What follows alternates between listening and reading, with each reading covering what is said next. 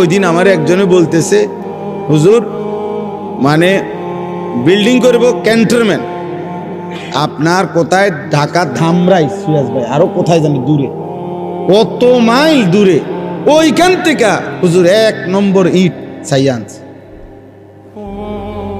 1 নম্বর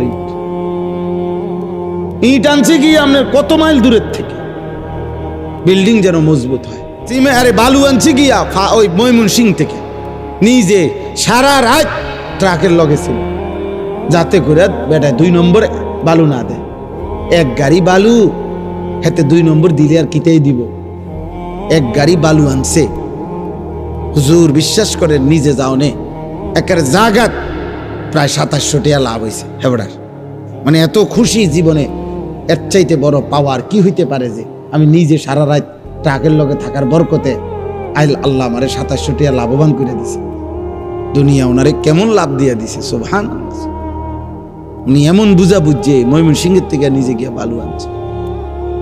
দুনিয়া এভাবে বুঝে, অভিভাবক শ্রেণীর ফিকির এটা। আমার একজনে বলছে, হুজুর পুরাটা বিল্ডিং এর বালু আস্তর করছি, একটা বালু দৌন ছাড়া লাগাইনি, সবগুলো বালু আগে ধুইয়া লইছে, এরপরে আপনার শুকাইয়া এরপরে আস্তর করছে, যাতে করে 1 সুতা বালুর ভিতরে সামান্যতম কোনো লবণ কিছু না থাকে, বিল্ডিং যেন মজবুত হয়।